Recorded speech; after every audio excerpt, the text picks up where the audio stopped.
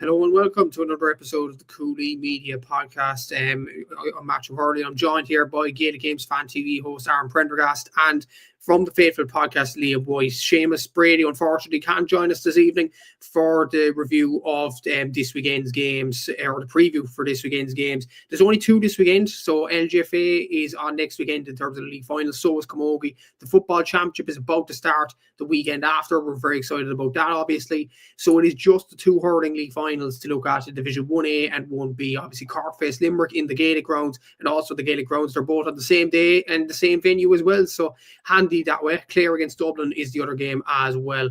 We'll also discuss about certain stories that happened this week, considering there's only two games this week as well. We do have the ample time to discuss it in this episode. So firstly, I'll go to you, Aaron.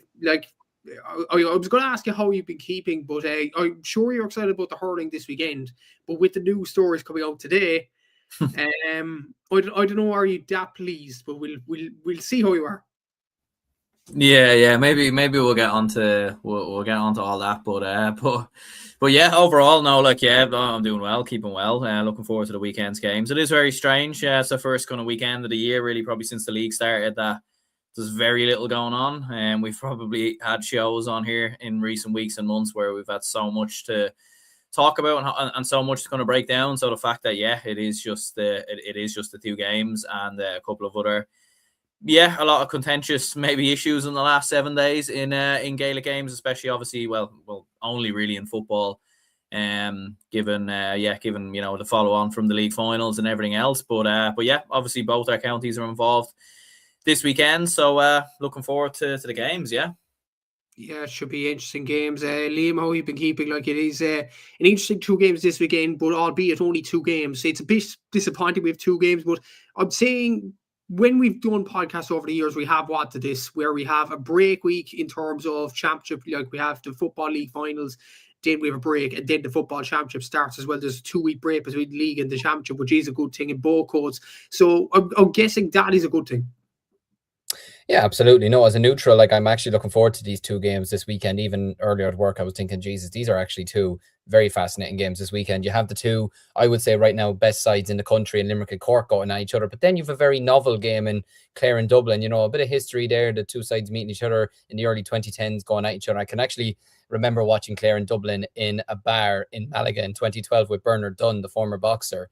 And I can remember that like it was yesterday. Geez, that's 14 years ago. That's incredible. But yeah, no, these two had a great game back in January. It's a shame that it was never shown anywhere. It would have been a cracking game to have watched on GA Go or TG or RT or anything, to be honest with you. But yeah, no, it's two great games to look forward to this weekend. And looking forward to delving into them.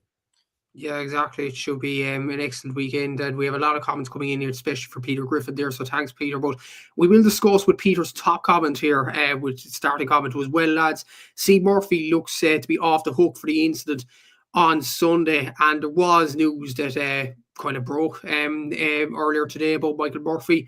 Aaron, you've been following the story in detail, so do you want to explain to our listeners what has happened? We all know that Michael Murphy escaped the red card, let's just call it that way, on Sunday against Kerry after a bit of a bad pull, let's say, on Dylan Casey on Sunday. But it seems as if he's gonna get off this incident. Do you want to explain why? Yeah, well, look, I think we've all seen the incident and the footage and everything else. So I think it is clear as day that it should have been a red card, and I think everyone very much agrees with that. When you watch the clip back, the officials are right in front of it. Obviously David Goff mightn't have seen it, and that's fair enough.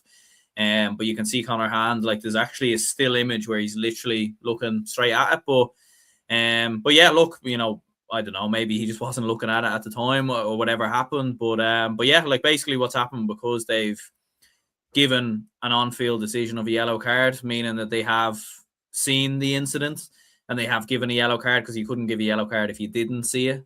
So that's in the referee's match report that they did actually see the incident, hence why they've given a yellow card. And that's why the CCCC can't get involved, because of the fact that they it does seem to be kind of misinterpreted a little bit. From a lot of people are saying, oh, well, they can't get involved because of the fact that the referees already gave an on-field decision of a yellow card. But they're I actually did go back, and there actually is other instances where yellow cards have been given and they have actually been upgraded and everything else. And obviously with the Jerry Brennan incident earlier in the year, like there was a red card given there in that kind of instance for that situation at halftime versus Galway. And look, I think everyone's in agreement that there should be a ban for Jerry Brennan for that incident. Like I've said before, like there absolutely should be a ban for what he did on the sideline and everything else. And I've said before, like as a manager, you should condone yourself a lot better. But I think it's just the inconsistency a little bit. Like how does a player get off with that, but a manager then gets a potential 12-week ban?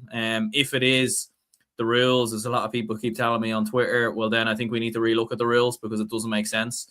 And if the referees did see the incident and gave a yellow card, well that's almost worrying as well, because how have the referees actually seen it and decided that a yellow card is the fair decision? And yeah, look, obviously I'm a Dublin fan, so like I probably shouldn't be sticking up for Kerry maybe as much as I am here, but I think it is more so down to the inconsistencies really. And I said it on Twitter as well, like Jeremy Connolly before got a 12-week ban for shoving a referee, which look, I think was the right decision. I've no disagreements with that suspension or that ban whatsoever, but I do think it's mad that can happen, and then we can see a player punch another player as he's fallen to the ground, having already hit him twice in the ribs as well. And no, that's okay because the referee gave you like it's clear as day. Like the referees just didn't see it, and the yellow card and everything else. It's just a cop out. It's just a clear cop out, and they're just trying to save themselves. They absolutely didn't see it, because if they did, like I mean, David Goff, like he sent like 5 players off in one game before between Armagh and Tyrone. Like he obviously gives a black card to Charlie Oak Burns in the Dublin Armagh game. Like I feel like he nearly wants to send people off half the time, and he has it. Like on this occasion, he doesn't. So yeah, it is just kind of very inconsistent. And yeah, it's looking like he will actually potentially get away with it. Which look, I've no issue with Donegal or Michael Murphy. I've said before, a big Michael Murphy fan. Think he's a phenomenal footballer. You know, I probably still enjoy watching him play in the Ulster Championship or whatever. And it doesn't impact Dublin whatsoever. Like, you know, but I think it's just more so the inconsistencies which are a bit frustrating. Yeah, exactly. So Peter's saying here, he's eating chat as always. Galway S&C lad looking at an 8-week ban as well. Porter Sean O'Malley saying here, Murphy's got the G in his pocket. Yeah, it's going to be very interesting to see that kind of element as well. And Peter Griffin saying in here, did you see the meme with Goff and the guide dog on the walk again? I didn't see that. No. I'd say there's a few not so all right. But definitely. And Peter's also saying in here about Murphy. Murphy's the golden poster boy in the CCC's eyes.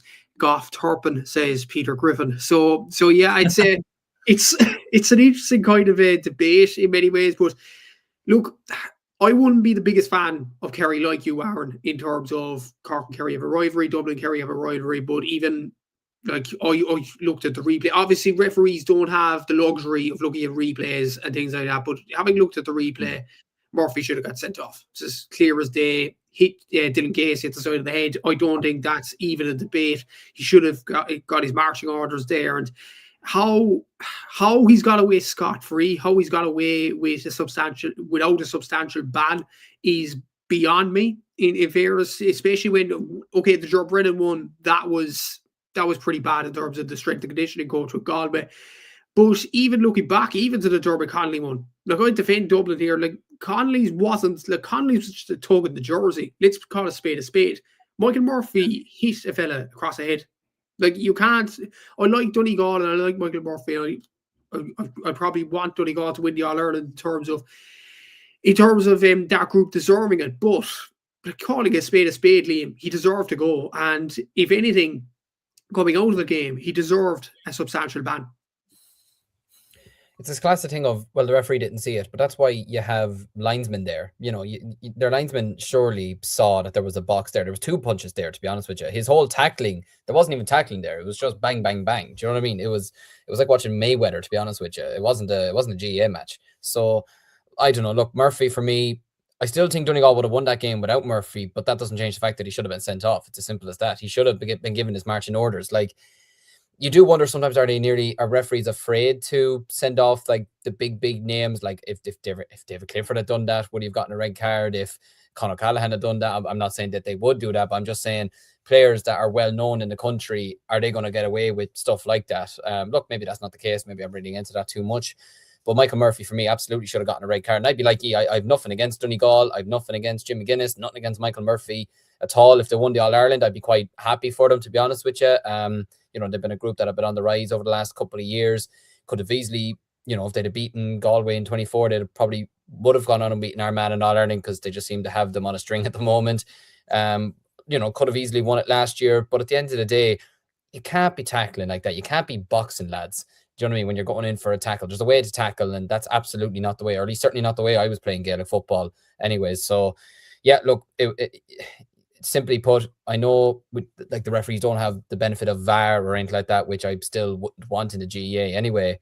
But when you go to these meetings and you watch them, when you watch this incident back and everything, common sense has to come through at some stage, and you've just got to say, listen, we can't accept this. Because then what I'd be interested to see now more than anything is not what happens with Murphy now, is what happens when the next lad does it from another county, or possibly even from Donegal themselves. Are they going to send off someone else then for the same incident, or are they going to go for a special meeting with Leinster Council or Munster Council or the CCC, and are they going to basically say, yeah, you're getting off scotch-free, or are they going to suspend another fella? So the next time this happens is always the most interesting aspect for me, because you're wondering why. Well, why did he get off and why hasn't he? And I'd be the same as he. Like, look, I agree with Connolly getting a ban. I agree with Brennan getting a ban. But if they're getting a ban for what they did, Murphy should absolutely be getting a ban as well. You either give it for all three of them, or you give it for none of them. Simple as that. Yeah, it is plain to see, really. It's plain to see in black and white. And Michael Murphy should have got the ban indeed. Peter saying here on Sunday's show, Seamus outlined the view of the video check on calls like this. They should use a replay for this if the ref didn't see it and the linesman flag it. The thing is, and I see the bit of your discussion in terms of the VAR aspect on Sunday as well. And I wouldn't necessarily be for VAR in GA, because everything will be pulled back. I looked at hockey in the Olympics, and what hockey actually have is a system where you have, I think it's 2 or 3 wildcard checks. And then a manager or a captain can request to the referee, okay, this is the wrong decision, we feel, have a look at the monitor. And you have 1 check gone. Your check's down to 2. That's what hockey had in the Olympics, and I'd definitely be for that. Not necessarily the TMO and rugby either, but I'd be for really checks in terms of these incidents. Because imagine this incident: Michael Murphy obviously boxes Dylan Casey. Kerry have one of their 3 checks, and let's say Sean O'Shea, I think, who was their captain on the day, goes over to David Goff. David, we want to have a look at one thing, so that's one of our checks gone. David Goff goes over to have a look. Then once he has a look, it should be a red card after that. So yeah, I think the GA probably should bring in something like that in terms of it. It doesn't have to be like something exactly like VAR in soccer, which has ruined it in many ways. But yeah, I'd love to hear your thoughts on this, Aaron. I think Liam talked about it the other night with Seamus. But what's your thoughts on video, I suppose, replays in the GA? Yeah, I think there's definitely scope for it. I think definitely for instance like this, I don't think it should interfere with like scoring or goals or anything like that. I don't know, or penalty, like penalties, like, yeah, I think a lot of people look at VAR and they think of how it's used in soccer, and obviously it's very, very hard to watch at times, obviously, in soccer, but like just because it's used that way in that sport doesn't mean it has to be used this way. The same way in GA, as an example, it could just be used for serious incidents. It could be something that we don't really have to use at all. I don't think you need 3 or 4 people in a studio, watching the game or anything like that. I think it could just be one person watching a monitor or something of that nature. And then, yeah, the referee then maybe goes over and makes a decision. But I like the idea as well, yeah, like if there being like checks or something like that, if something serious kind of happens. Now, obviously, there is the instance where players could miss something as well. Like, to be fair, I don't think there was actually a lot of Kerry players actually appealing the Murphy incident. I actually think a lot of them maybe just had eyes on the ball. So I actually don't think a lot of them potentially actually seen it. when it happened, other than obviously Dylan Casey himself. But yeah, so yeah, I think it is something they could potentially look at. Like, I would just be more worried how they use it as well, though, because I wouldn't want it to slow the game down. I wouldn't want a situation in Gaelic football where a team scores a point or a goal, and then it's like, oh no, let's go back and reverse this and look at this decision and everything else. I wouldn't want it to interfere with like play. But if it came to like serious incidents or anything like that, I think that's maybe where something could work. Peter's saying here, like we have Hawkeye for scores and detection, deflection, for instance, like this. And she's agreeing with the suggestion there. Brian Gallagher saying, hey, lads, should be a good weekend of action.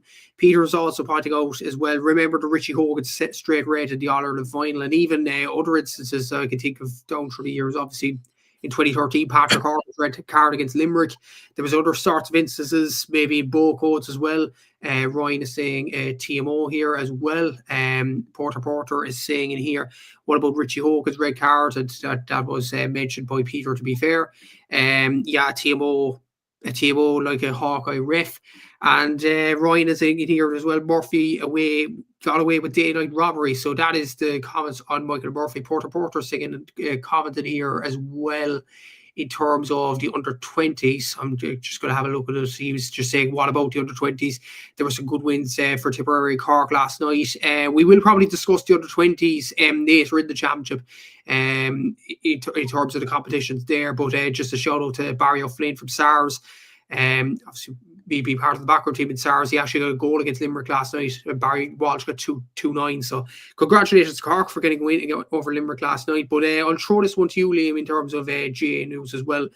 This was on the same gate as well, and this is obviously Hooter Gate. If anybody listened during the week to Off the Ball, John Cleary was on it during the week talking about obviously the incident involving Mar Shadley and James Conlon in the Division 2 final. So the incident was Mar Shadley was coming out with the ball, James Conlon fouls him, it's given as a free, and then James Conlon catches him along by the legs to delay the quick free, what it looked like. James Conlon gets a black card, but he wasn't pushed up by the referee, Brendan Griffin, and John Cleary was remonstrating with Brendan Griffin as well. And during the week, John was actually trying to get clarification from certain people. RT, he mentioned in the off-the-ball interview, said it wasn't a 50-metre advancement. Eamon Fitzmaurice said it was, who was in charge of the FRC in terms of the rules. Tony Lean from the Irish Examiner actually pointed out some rule where it should have been brought up 50 metres. Obviously, Liam, Meath were probably the better team on Sunday. They reeled off 8 points to 0 at a certain point for Cork, and that goes without saying. They were probably the better team on the day.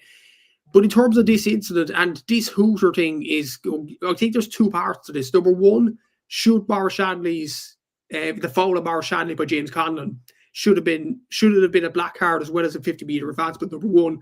And number two, with the Hooter, should this be changed, particularly for the championship? Because as it is now, it's not a great spectacle in terms of this. And when you look at last year in terms of the Hooter, it seemed to be much better. Yep, in terms of a black card, probably should have been, but I will admit, I'm still not a fan of the ball going up 50 metres, I'll be honest with you. I remember seeing it last year.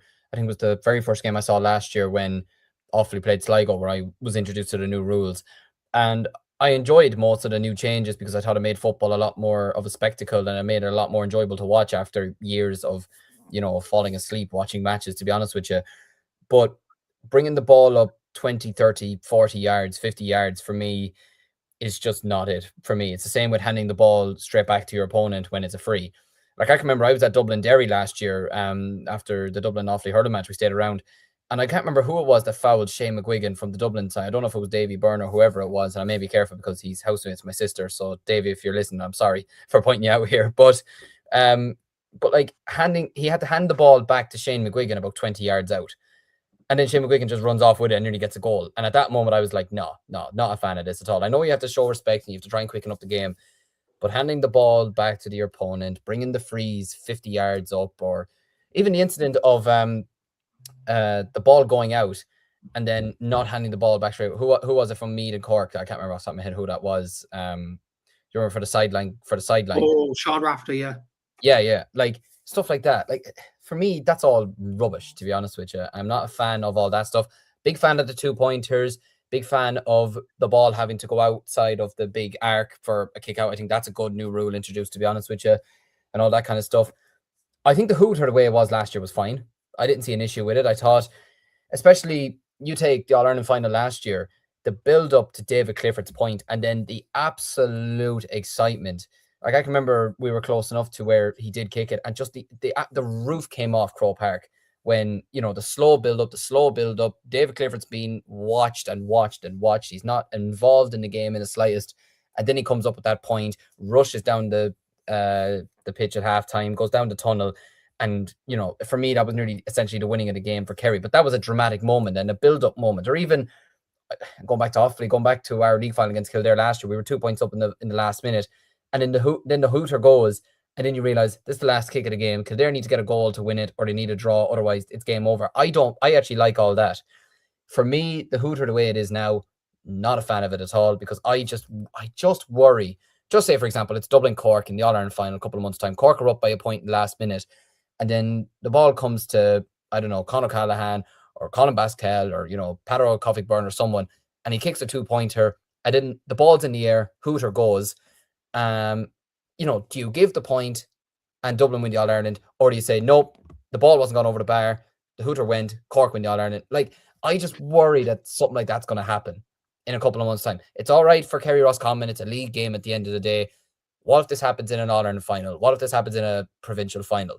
That could cost a team their entire season. So, yeah, look, certain rules I agree with.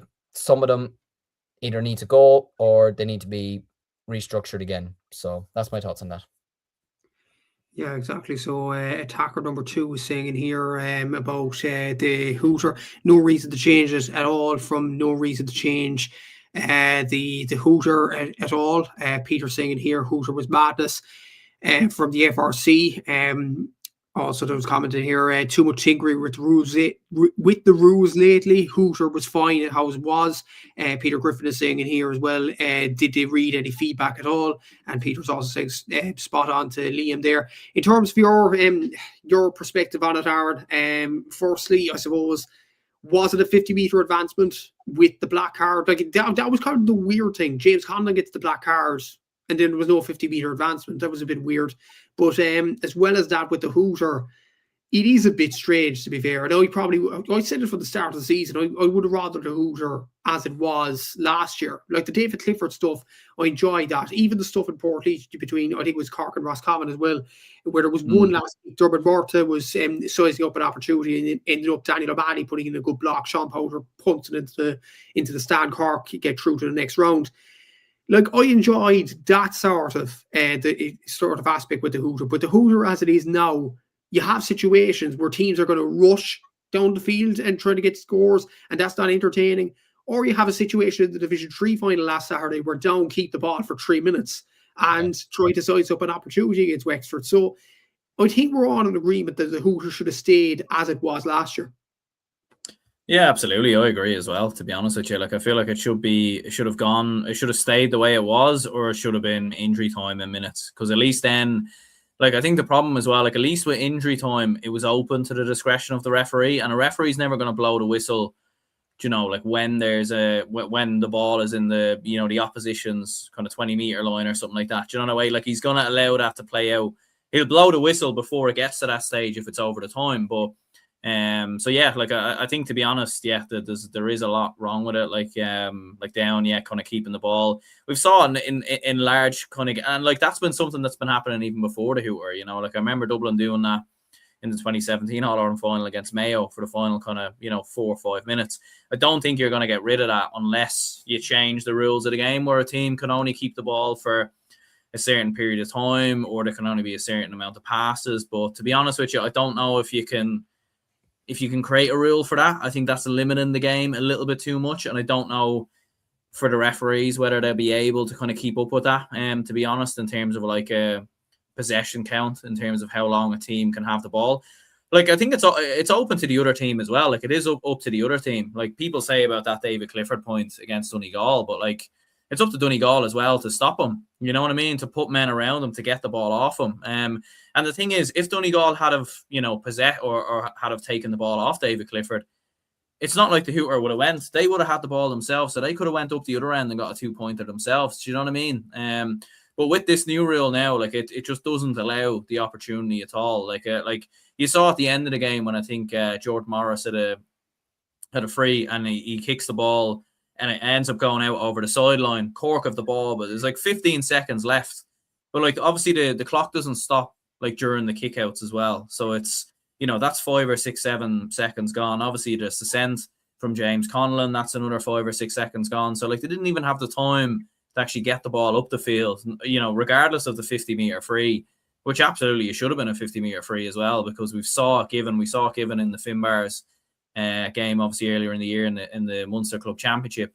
So there's precedent there in terms of doing it. So they absolutely should have. And yeah, it's just it is like I do think it's worse now, to be honest, because you are seeing like teams now can keep the ball, and like even if they lose the ball, they know the clock's still kind of working in their favor a little bit. Whereas at least previously, like say for example, like as an example, let's say Cork get the ball in the final couple of seconds in the game. At least if they know they've one more attack, they can be patient on the ball, they can wait for the right time and everything else. Whereas now they are just rushing the opportunity, and like even at half time in the Cork Meath game, I don't know what Cork player it was, but he ends up taking a 2-pointer nearly from like the halfway part of the field, and it's just silly, I think, to be honest. Yeah. Actually, I'm trying to think who was that. Was it Mark Cronin or somebody like I that? think it might have been Mark Cronin, maybe. Yeah.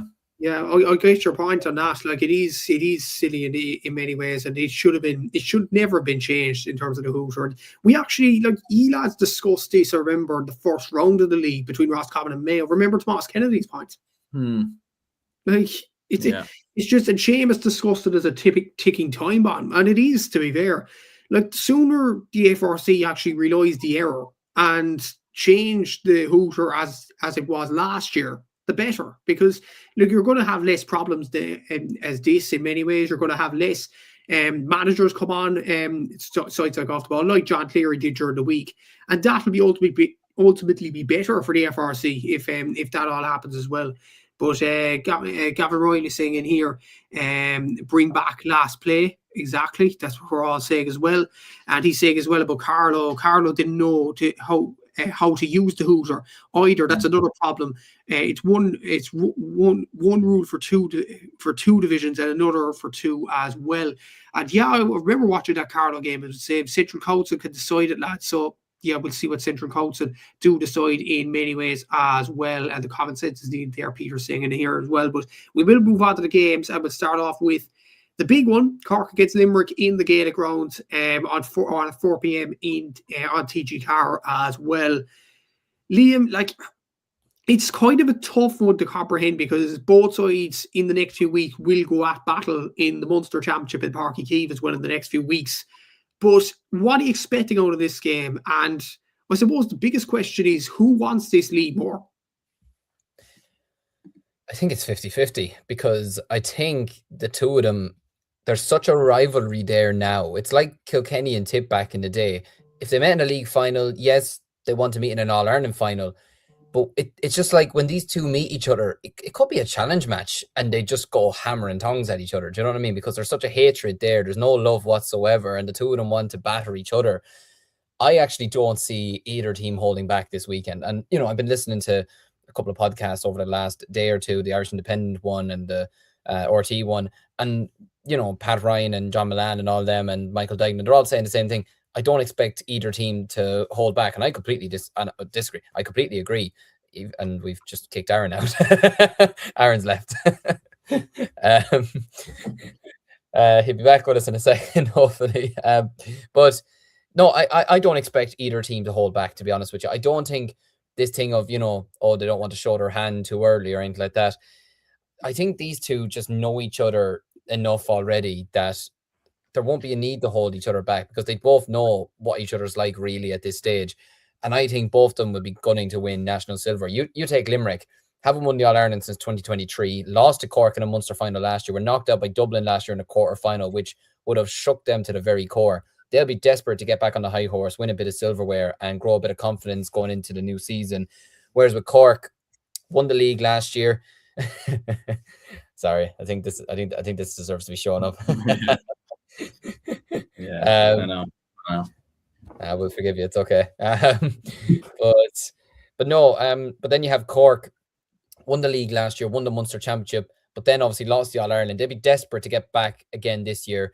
Go to Limerick if they can go to Limerick and beat them again in another final in their own ground, and give Ben O'Connor a bit of silverware in his first season. I mean, that'd just be absolutely savage, and it'd do so much, I think, for the confidence of this group. And it's going to be interesting to see the matchups as well. I mean, sure, you have Dara Fitzgibbon. Is he going to be marking Kyle Hayes, or is he going to be picked up by potentially Dara or Diarmaid Burns, or potentially Colin Coughlin? Is he going to start? You know, who's going to pick up? I just said Dara Fitzgibbon. Who's going to pick up Shane O'Brien? Do you have O'Leary at fullback? Do you have Kieran Joyce at fullback? Do you know what I mean? Do you bring Downey potentially back to fullback? Do you know what I mean? There's a couple of options there for O'Connor to think about. Who's going to be? Is Alan Connolly going to be sticking to the freeze for Cork this weekend, or are they going to be switching it around once again? Can Aidan O'Connor deliver for Limerick in a big final this weekend? Can Cian Lynch get back to his very best? Can Adam English deliver? You know, there's a lot of questions going into this weekend, but I'm actually really excited to see them two just going hammering tongues at each other. These two teams really only know how to put on banger after banger after banger, to be honest with you. Like, even the league game that they played last year in the round robin, it still was dramatic for the fact that you had the Seamus Flanagan incident and, you know, the whole thing of not being shown on TG Carr and all that. And then last year, look, a lot of people didn't enjoy last year's Munster final. I loved it, you know, even with all the misses in the match and all that, because there was a lot of drama and there was tension there. Do you know what I mean? And especially after what Limerick done to Cork the first day, to see Cork then come out with a response, you know, I think was just absolute cinema, to be honest with you. And then going all the way to a penalty shootout, which still don't know if I'm a fan of penalty shootout deciding GEA matches, to be honest with you. But nevertheless, it created drama for all of us. So I suppose we won't complain from that perspective. And I mean, Cork won, so I doubt you're caring at this point, Matthew, as well. But no, I think these two are going to go hammering tongues at each other this weekend, and I expect it to be an absolute cracking final, to be honest, and especially at a potential sold-out Gaelic grounds as well. These two teams will not want to leave anything out there but 100%. In terms of the penalty shootout question, like Tom Bowersey said, he was good for the game, and he's part of the Limerick panel, so I'm just gonna leave that there. Ryan Gallagher is singing here. Will Ben O'Connor want the league? Does the dog shit in the wood? Seriously, like Ben has said previously that he wants to win every game, so I don't think that kind of perspective is going to change in a league final. Simple as that. No matter with Tipperary coming up, doesn't matter. If both teams are playing to their full potential, I think Limerick are a slightly better team. That's a Porter singing here. Attackers number 2 was singing here. Cork will have eyes for Tip, in my opinion. Peter singing here as well that I think so, especially in the Gaelic grounds. And there's a few more comments in here from Sean O'Malley saying he can't see either team giving too much away in terms of the player management or effort. But I can't wait to see them clash on the 26th. I expect both it to be an absolute cracker. Darrell Reedy singing here, don't think Cork will go all out for it. Way too much to lose. Lose Sunday could roll over for 2 weeks, and they could have a good go Tip. Then they'd be facing into a knockout game against Limerick in the park. Ryan Gallagher's singing here. Peter and Ryan are having a bit of a discussion in the chat as well. Sean O'Malley singing here. It's worth a question how Alan Connolly does against the best teams, particularly on freeze. My prediction is at least 2 red cards. Pretty big, and Shane Hines will be sore from all the writing. Absolutely, Aaron, it is a fascinating encounter, I have to say, between Cork and Limerick. But this league final, it is probably the biggest question out of this, and probably the most interesting question. And everybody's mentioned in the comments, so I did ask this to Liam, and I'll ask this to you as well. Who wants it more, really? Would it be Cork or would it be Limerick? It's kind of hard to know, to be honest. It's a weird situation for a league final where I feel like both teams almost don't want to win the game, or both teams don't want to give much away and don't want to play their hand and everything else. You feel like Limerick maybe have more to prove, a little bit more, given the fact that they obviously, in big kind of games of the last couple of seasons. I know Limerick beat Cork in the league this year. I know they beat them in the round robin last season as well. But in terms of like the big games, the knockout games, Cork have gotten the better of Limerick in those games. So for Limerick having the opportunity to get one over on the Rebels and get one over on this Cork side, I think will be absolutely huge from a Limerick perspective. And yeah, I think it probably means more slightly to Limerick, to be honest, to get a bit of silverware on the board. Obviously, last season they didn't win anything, which I think definitely would have hurt John Cúilín and the Limerick management team. So I think it's absolutely huge from a Limerick perspective to get over the line and get the victory, especially with some of the newer players as well. Like, it's an opportunity to test them out versus this Cork side. And I think to be going into the Munster Championship with 2 wins against the Rebels, I think would be huge. And I think the momentum that they could carry then going into the league campaign, I think would be huge. Like, we've saw what teams have done with the league in the last couple of seasons. Clare won the league, went on to win the All-Ireland. All right, Cork didn't win the All-Ireland last season, but they carried that momentum very much into the championship. So yeah, no, I think it probably would mean a little bit more to Limerick, in my opinion. Yeah, exactly. So our thought about Limerick's younger generation and younger talent in many ways, Liam. Like, out of their top scorers, like 3 of their top scorers are, let's call it, from the younger generation of Limerick players. Aidan O'Connor is 155, Colin O'Neill is 311 for play, Shane O'Brien is 211 for play. Then fourth, unusually, you have Aaron Gillan there on 2-9. To be fair, he scored a lot from play. That is a good tally from play, to be fair to him. But the likes of Aidan O'Connor really take you on the battle for the free. Shane O'Brien is an absolute linchpin in the full forward line as well. Colin O'Neill, what a year he's had, inter-county, obviously with college and Fitzgibbon for you well as well. And in the top 5, you have Adam English around midfield with 11 points as well. And he's the guy that really makes Limerick tick as well. You mentioned Colin Coughlin at the start as well, Liam. Like, the younger talents are really shining from a Limerick point of view. And it probably takes the pressure off Gillan, Hagerty, Morrissey, Lynch, all these sorts of players. Exactly so. And it's why I just can't fathom why a lot of people are writing off Limerick, or saying, even people saying this is their last dance or this is their last chance. I think it's a load of horseshit. I think there's still a good, like, then a lot of people probably say for years, oh, this is Cody's last year, or people probably said, oh, this is Ferguson's last year, or whatever. I don't see Kylie going anytime soon. I don't see this Limerick team going anytime soon. I think the players that they have coming through, like you mentioned there, like, I'm really impressed with Cathal O'Neill, not just, this year, but over the last couple of years. I think he's a fine specimen of a man. I can tell you that. I stood beside him for briefly after the Fitzgibbon Cup final. I shook his hand and I went, felt a vibration there. Like, he's so big, to be honest with you. But, players like himself, Adam English, who I think if Limerick were to win the All-Ireland this year, I'd be guessing either Cathal O'Neill or Adam English will probably be hurler of the year at the end of the year. I think the two of them are just absolutely terrific hurlers. I really enjoy watching them play.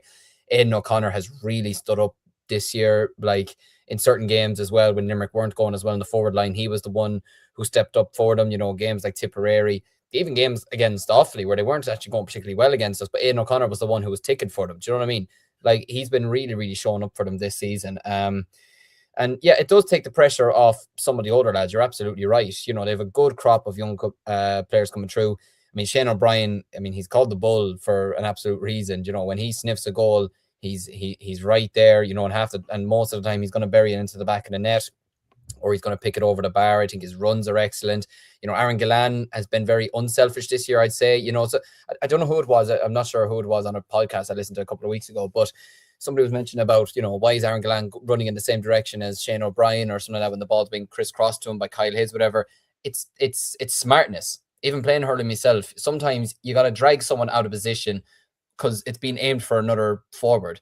Do you know what I mean? If you could take the cornerback or a fullback, whichever one man you're on, out of position, your man wins the ball and then they've got a clear run ahead of them. That's what he's doing at the moment for the likes of Shane O'Brien. It's creating that space inside so that you can drag Downey, O'Leary, O'Donoghue, players like that out of position so that they can have a clear-cut run at the goal. So, no, I think Aaron Gillan's really even developed his own game this season. Look, I expect Cian Lynch to have a big game. He always seems to, enjoy playing against Cork as well over the last number of years.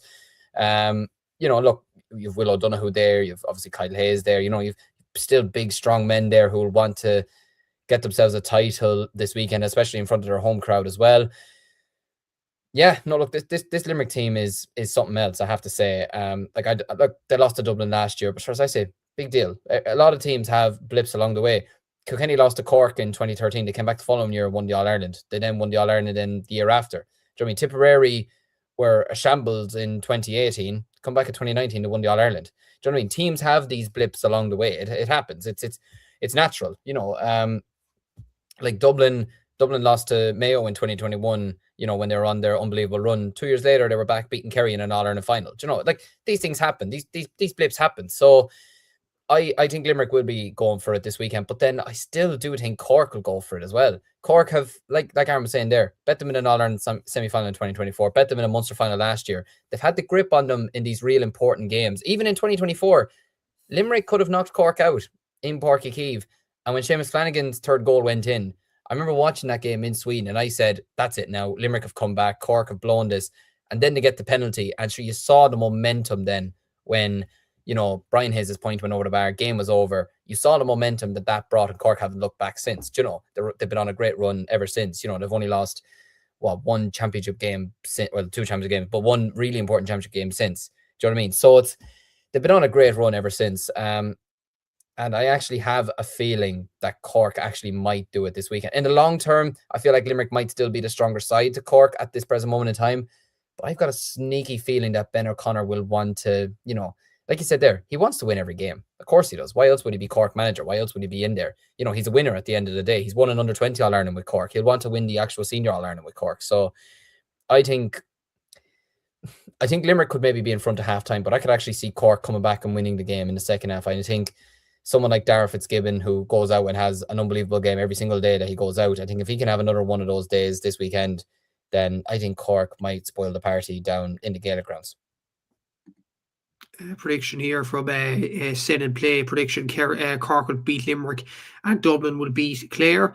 Porter or Sean O'Malley rather saying here, I expect Cork to win. Ben O'Connor will be eager to get off the mark. Porter saying here, I don't agree. That is the last chance for Cúilín Limerick team to beat this year. Peter Griffin disagrees though. He says Cúilín's last year apparently. I don't know where Peter gets his source there, but we'll have to see. Porter saying Limerick by 7 as well. And Roy Gallagher saying here as well, Limerick 3-19, Cork 1-22. Should be an interesting game in general there as well. But I suppose, Aaron, when you look at Cork, Alan Connolly's really excelled in terms of the scores there as well. It is very interesting to see their scores. I think Alan Connolly has 1 goal and 29 points. Darragh Fitzgibbon has 2 goals and 16. Brian Hayes has 5 goals and 6. Shane Barrett has 15 points. William Buckley has 110. So there's a good spread of scores there from a Cork point of view there as well. And Alan Connolly seems to be the number one free taker, which is the big thing for Ben O'Connor. But as Liam mentioned there, Fitzgibbon, Hayes, Barrett, potentially even William Buckley, the way he's performed in the league so far, they're probably Cork's key threats.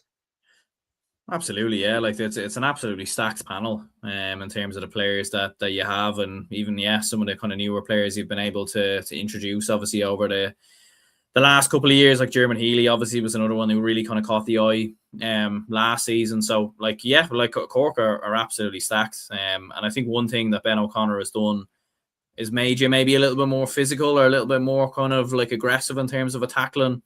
Turning the ball over as well, and probably being a little bit more sturdy, I think maybe is the right kind of term. I think technically, look, for the last couple of years, we know the talents that Cork have, that's never been an issue. But it has maybe just been that physical approach or that kind of battle hardness or something of that nature, maybe that Cork have been missing. But as you said, Alan Connolly's been obviously in phenomenal form.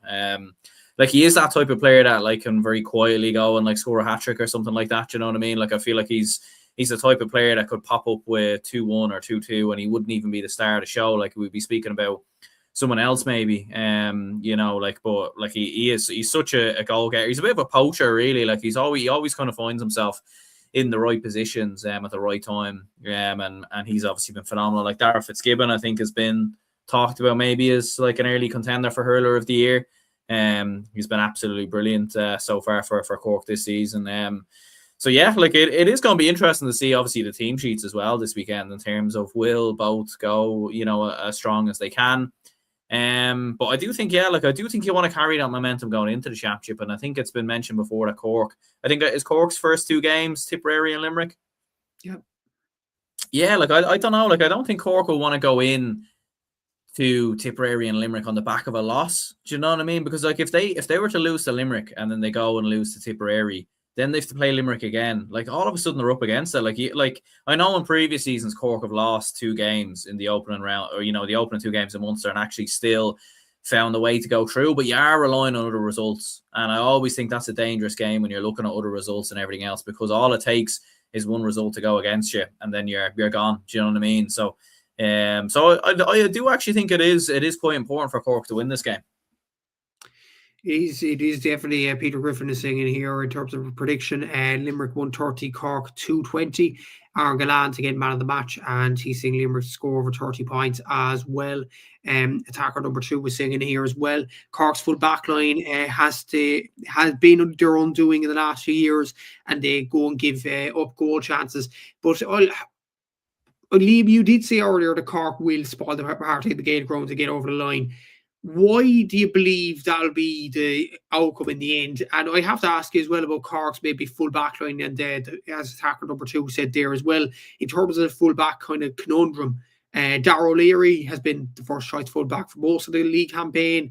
Owen Downey was last year in the All-Ireland final. We all know what happened there with John McGrath. Kieran Joyce was against Offaly and apparently didn't play to his best standards in many ways as well. So it'd be interesting to see who actually does man the full back position for Cork at the weekend. And yeah. Sorry. Yep, that's happened again. I wouldn't have it for Kieran Joyce being fullback, I'll be honest with you. Because, look, not even just because I don't think he got the best test against Offaly, I will be honest about it, but I also don't think he was great, and I don't think it's his position. Like Brian O'Mara played a fullback for a few games for Tipperary. I think that position maybe suits him a small bit more. I think Joyce has so much to give. I think Joyce could actually work potentially at centre back, maybe. Like he's big, he's strong, he's very athletic, he's good at catching the ball, he's good at striking the ball.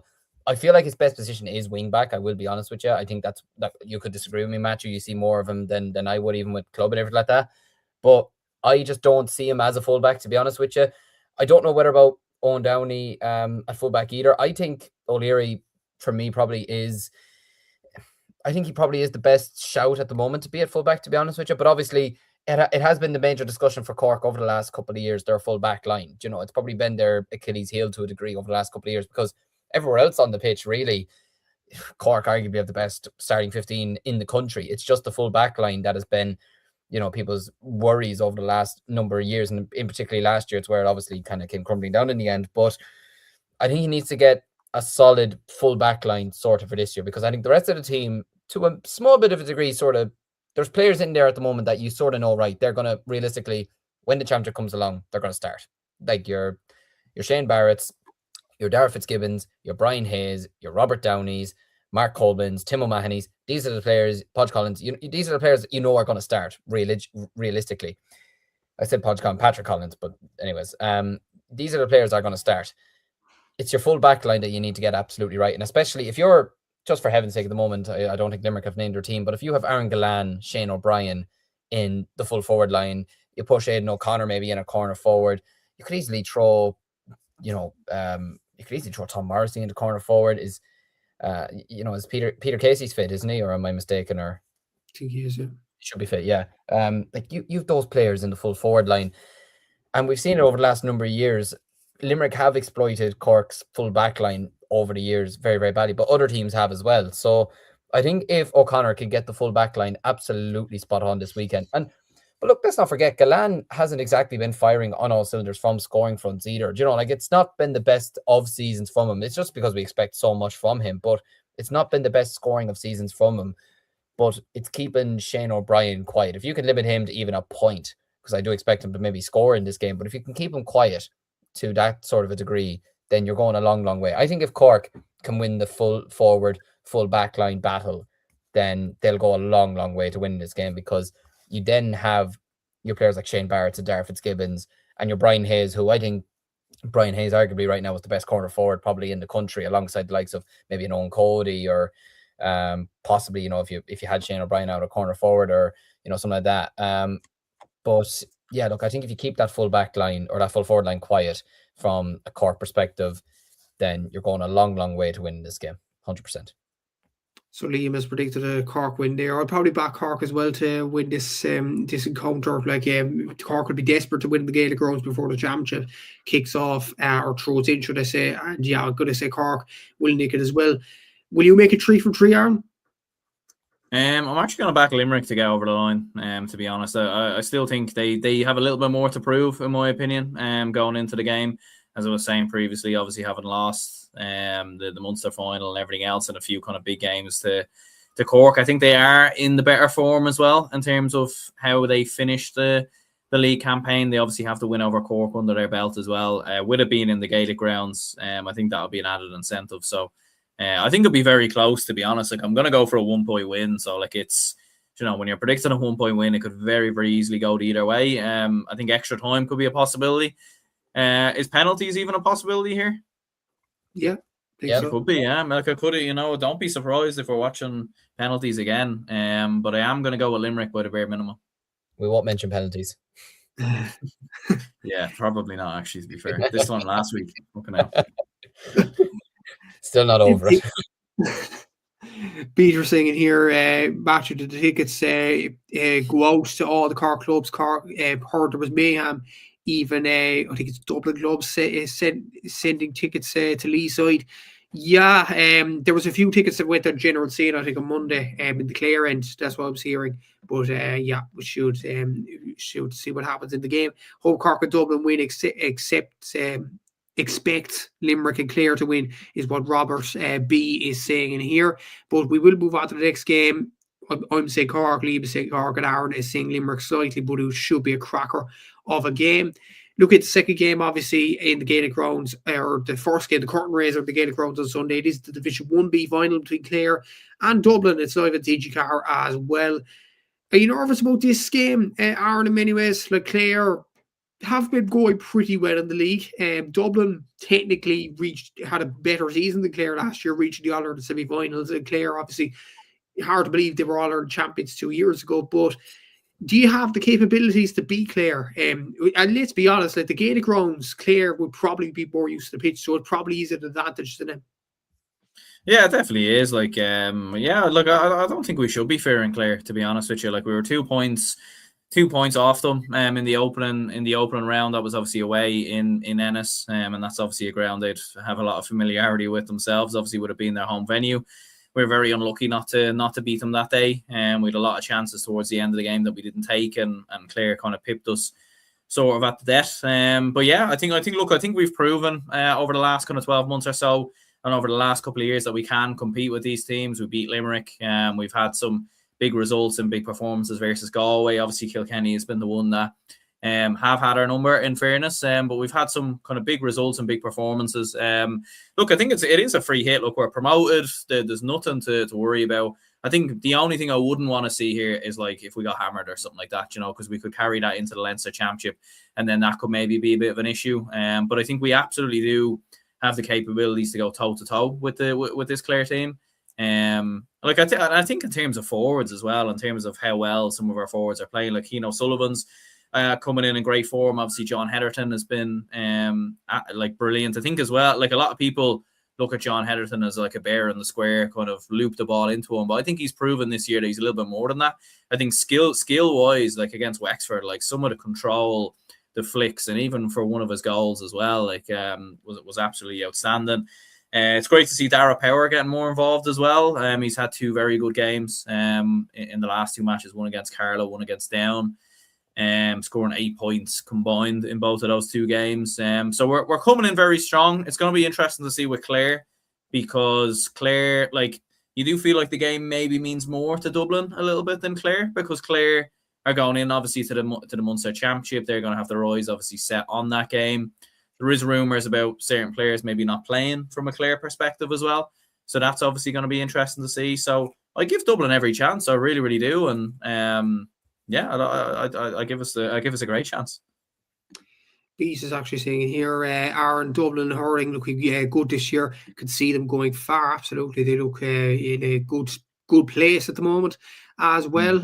There's a comment in here as well saying that Sean O'Malley saying, I think Dublin will beat Clare. I like the way they're moving under Nilo Calcon.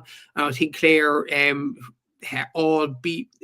albeit they beat them on the way in, since they have an All-Ireland and the big day in them as well. There's a comment in here from Peter as well saying that he fancies Dublin as well. He was more impressed with Dublin against Kildare than Clare in Newbridge. And he was saying here, Sir Farrell, Brian Carroll made the point that the Dubs don't travel too well beyond the pale. I'm not sure what the pale means, to be honest, but we will move.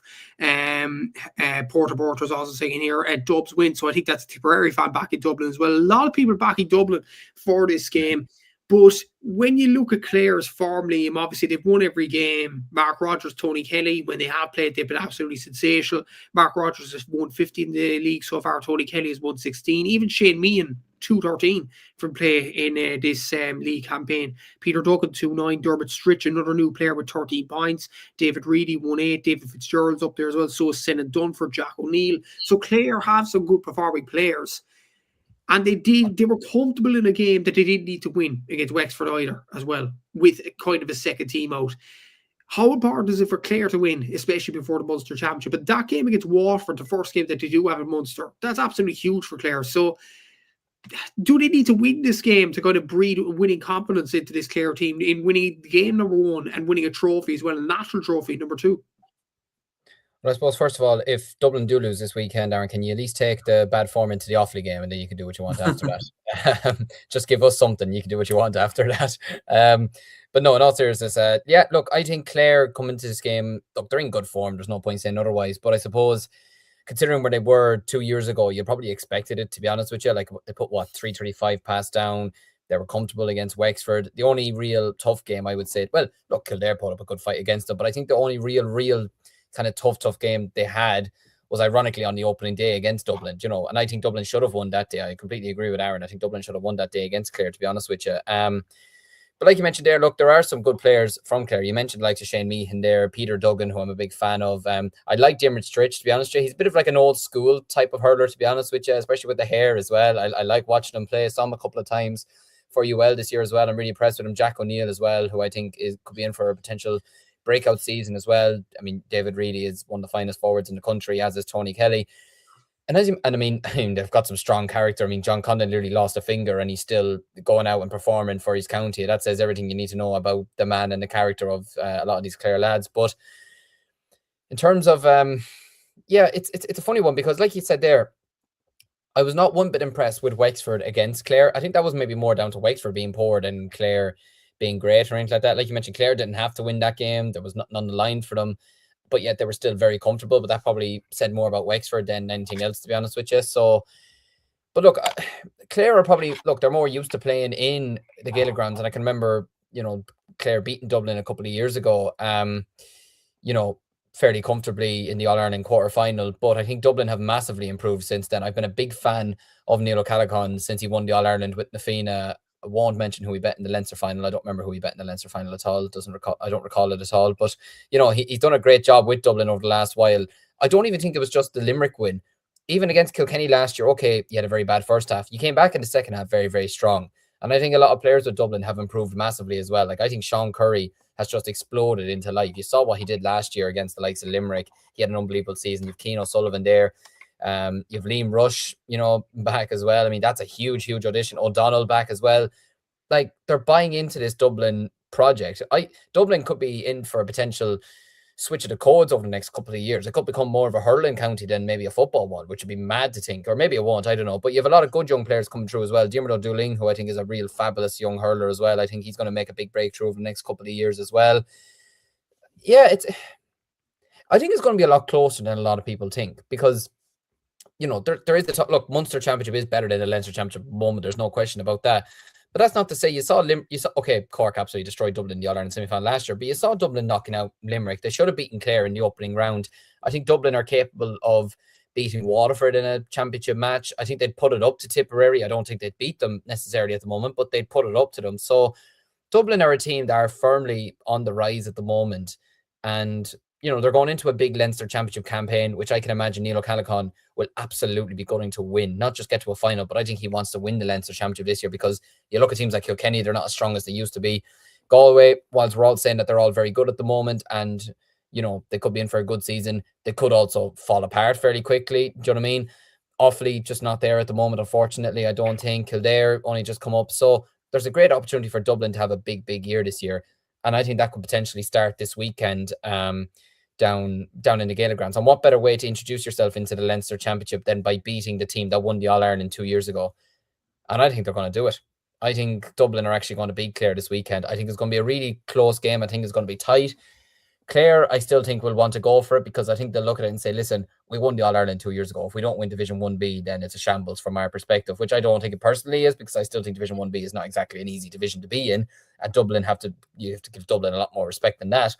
But at the same time, I think Dublin, and it's been a while since Dublin won anything as well. Let's not forget that. Dublin will want to put something on the board. They'll want to win a national title of some degree, win something of some degree. So, yeah, I have a funny feeling Dublin this weekend will actually beat Clare. Now watch Clare go and spank Dublin. Sorry, Aaron, after me saying that. But no, I have a funny feeling this weekend we'll be seeing a Cork Dublin double, and I'll have to listen to you two and Seamus for the next couple of weeks while I sit here with all my losses. But no, I think Dublin will win this weekend. Interesting prediction there. Liam Rush being back for the championship could definitely add something, as saying Sean O'Malley here. Attacker number 2 was saying, I fancy us. I think us means Dublin. We need to be winning games like this to prove that we are actually a hurling county now.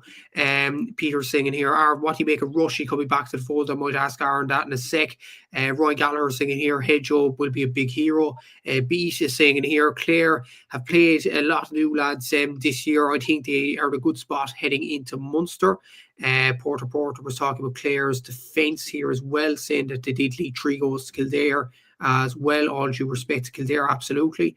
Ryan Gallagher singing here as well. Or I'll go on to which comments will I go on to next?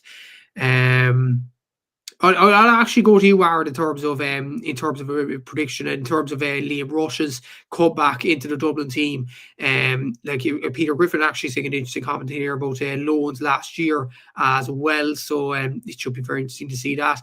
But yeah, Aaron, like Liam Rush could be back into the team. Are you pleased with that? Are you pleased with Dublin's scores in terms of Donald Burke 148, John Henderson 48 from play, Darragh Purcell 114, Fergal Whiteley 113, Crean O'Sullivan 110, Brian Hayes at 1-8, Dermot O'Dooling with 1-8. Are you pleased with how Dublin are motoring so far? And obviously Rush coming back in, that's big. Yeah, absolutely. Yeah, it's huge. It's going to add that bit of experience and that bit of know-how. He's played in many a big game for Dublin down the years, and yeah, he's a fantastic addition to have back into the team. And as you said there, with some of the scores as well, like we've, like in previous seasons, there maybe have been a bit of maybe an over-reliance on 1 or 2 players, like Ronan Hayes and Donald Burke were kind of carrying the torch a little bit, but it does really feel spread around a lot more in terms of Darragh Purcell, Darragh Power. Like there are a lot of players now kind of really contributing to this Dublin side. And yeah, I think we've proven it in terms of going toe to toe with a lot of the best teams over the last kind of couple of seasons. And I do agree with some of the comments as well. Like I think Dublin, it probably does mean that bit more for them to win this game, like to kind of prove themselves a little bit, to kind of carry that momentum. I think if we win this game, I could see us going on a run then in Leinster and everything else. If we were to lose it, like it is probably another kind of near miss that Dublin do seem to kind of get a lot of the time when they play like Kilkenny, Clare, and these kind of teams. So, yeah, it's absolutely huge. But I think our forward power, our attacking intent, like in the Clare game as well. Like obviously the game wasn't broadcasted on TV, I wasn't there, but watching the highlights back, like the amount of opportunities, goal chances we were creating as well, the problems we were causing for the Clare's defence. I don't think there was another team in the division that caused as many problems against Clare. I know Kildare happened to score 3 goals against them, to be fair. So Kildare took their opportunities on the day when we didn't. But I think we're going to do it. And look, maybe I'm a bit biased in regards to Dublin there, but I do just think with Clare, like it's more of like a challenge game type game for them, in my opinion. Like I feel like Dublin have to prove more. And even though it is in the Gaelic grounds, and even though there probably will be more Clare fans there than Dublin fans there, I still think we can go and do it and get over the line. Interesting as well. And Nelly's first inter-county trophy, saying Peter Griffin here. We'll miss Russia and TGR, but great to see him back. Ryan Gallagher saying here, Dubs away 1 with Hedgehoe getting a late winner. Interesting. Hedgehoe to have a classic at Dubs to win by 4. We'll get to the double header debate in a sec. Lads, did you see the date of the release of the pre-championship predictions? Not as of yet, Peter. We will decide that in due course. But in terms of prediction for me, look, like you both said, Dublin. Will I make it 3 from 3 here? Sorry, Aaron. No. Sorry. You led me on there. Yeah, that was real dramatic. No, to be fair, no, I have given Clare a lot of stick, let's call it, over the last year or so. I don't particularly like Clare, obviously, as a Cork fan, but look, they're in Division 1B. It's sort of a situation, I don't know, you might correct me on this, Liam. It's sort of like a situation before the Offaly-Waterford game last year, where a lot of people were thinking, okay, Offaly could test Waterford. Waterford aren't great. But then Waterford put up a decent enough showing in the first half and blow Offaly away afterwards. Yeah, the scoreline was a bit wrong, to be honest with you. There were 15 points up with 10, 15 minutes to go. We kicked into gear, not taking it away from our lads. They put up a great fight in the end, but yeah, I do get where you're coming from that perspective. Like, it could turn out something like that, but I also do think Dublin are in a better place now than maybe we were last year. Maybe I felt maybe the occasion kind of got to us last year. I don't think it will for Dublin this year, but look, that's just my opinion anyways. Yeah, I just feel like Munster hurling will show like they are probably the best championship in the country as well. Clare would argue, like Dublin, okay, they're on a rise themselves under Neil O'Callaghan, and they've done excellent to even get to a league final in this Division 1B campaign, to get to the All-Ireland semi-final the way they did last year to beat Limerick. But Clare would feel to themselves, we shouldn't have been down in this division. And they want to prove to themselves as well that they want to win this game as well. And obviously the Gaelic grounds is a massive factor. Like, it's like if anybody doesn't know geography in terms of the Gaelic ground, it is literally in Clare. So it's literally home advantage for Clare as well. So yeah, I just feel like Clare will get over the line in terms of their scores, in terms of Mark Rogers, Tony Kelly. If Clare play their first team, Shane O'Donnell, if he plays in this game as well, that probably boosts my point even more as well. Like, I think Clare are probably being slept on by so many people in the league just because they're playing against lower tier opposition. But they are very, very good. They probably had a bad year last year, and that's why everybody's writing them off. But they won't have a bad year this year. The Lightning will not strike twice in terms of that. And I think Clare will win this game in general as well. Limerick, Clare will destroy Cork and Dublin, says Acers. Okay. Beats is saying in here, Clare could come in and shock everyone this year. And then Peter is saying in here, in Clare. Well, it is Peter. Liam, back me up on this. There's the Clare end. Like, it's a funny one. Yeah, it's even if it's not in Clare, it's on the border. Like, it's literally on the border. You know, it's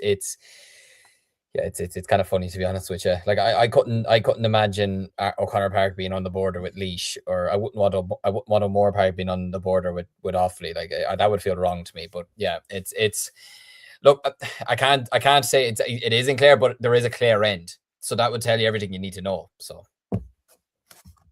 like, you know, the thing is as well, Liam, and you probably know is this in the Living Bridge in the University of Limerick. You could literally walk across the bridge and you go into Clare. Yeah, that bridge still gives me nightmares. Every time I walked on it, I thought it was going to collapse. So I think they need to still get that fixed if anyone from UL is watching. But yeah, no, it was good times. It was good times.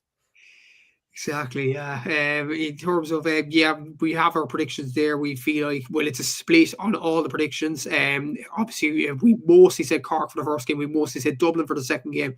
But we will see what happens in terms of that as well. Oh, no, that's the different comment. Peter saying it here, and I wanted to discuss this before we end the show.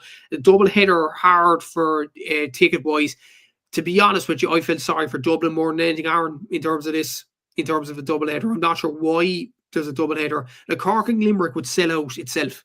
So why there's a double header between the two? I actually watched a bit of Cole Parks' podcast as well, and just a clip of it. And he was mentioning a very good point as well.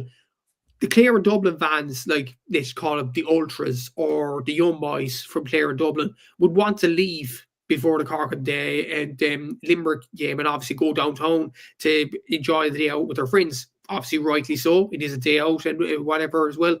But like, if you had Clare and Dublin in a more neutral venue like a Portlaoise or a Tullamore, that probably would have enticed a lot to come to this game as well. And it probably will mean there won't be a lot of Dublin fans travelling down, I imagine, because Cork would have gobbled up the tickets, possibly Limerick as well, and probably Clare most likely too. Yeah, I think so. Like it would have, like I obviously went to the club, so I'd imagine, like a lot of the Dublin clubs probably would have sent their tickets back, and everything else.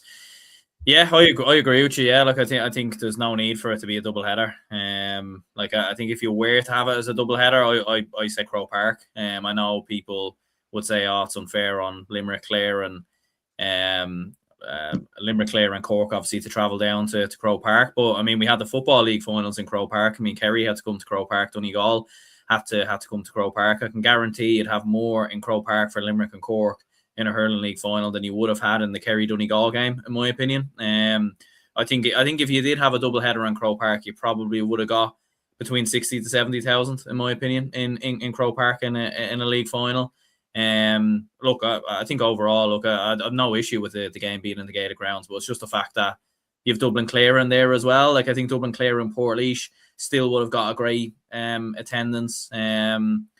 You know, like I don't know, even if you would have it in Tullamore or something like that, like even Liam, you know, like or like somewhere like that, I think it would have been absolutely fine.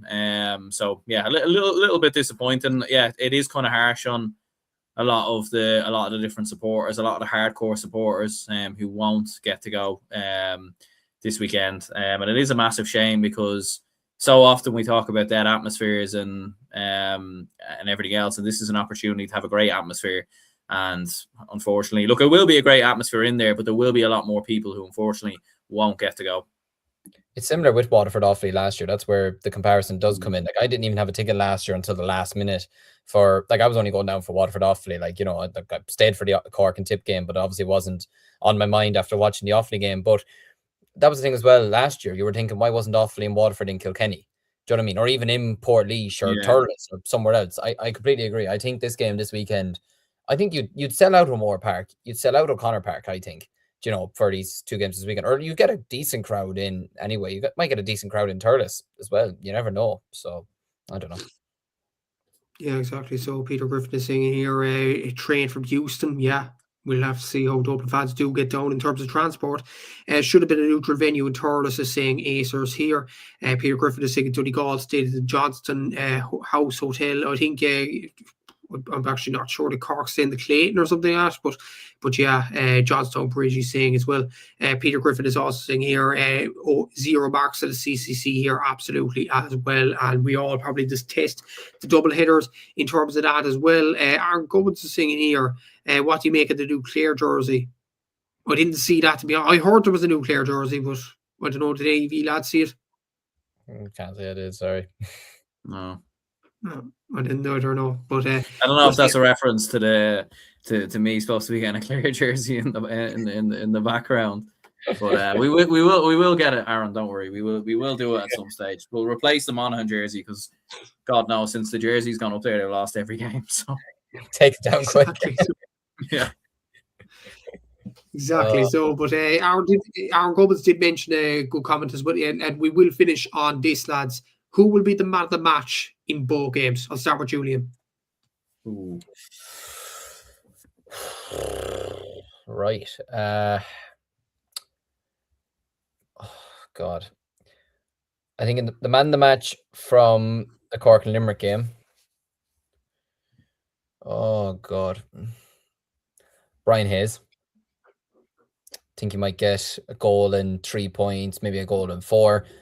I think Limerick's best player is going to be Cathal O'Neill for just the way he's been all season. The man of the match in Dublin, Clare. Again, Chris Crummey's fit, yeah? I think so, yeah. Presume so.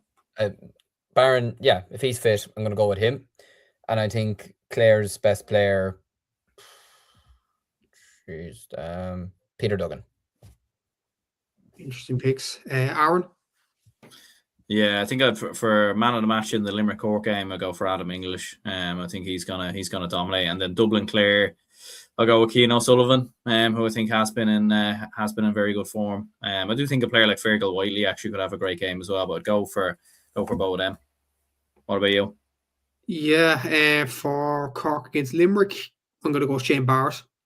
I think he's done very well for Cork when he has played this year.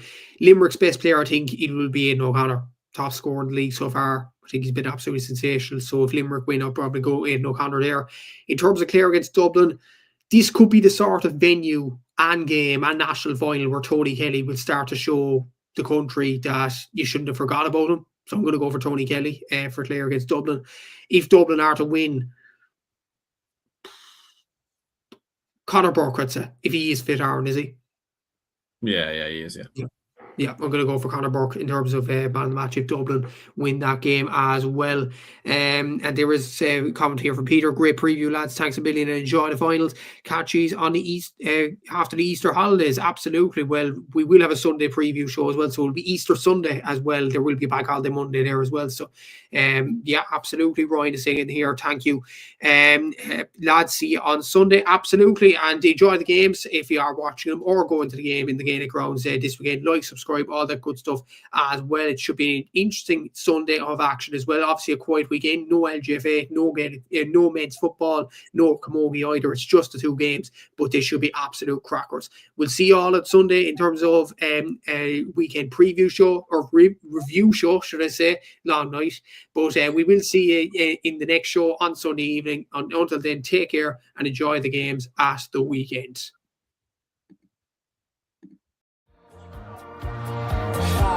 Instinct, baby.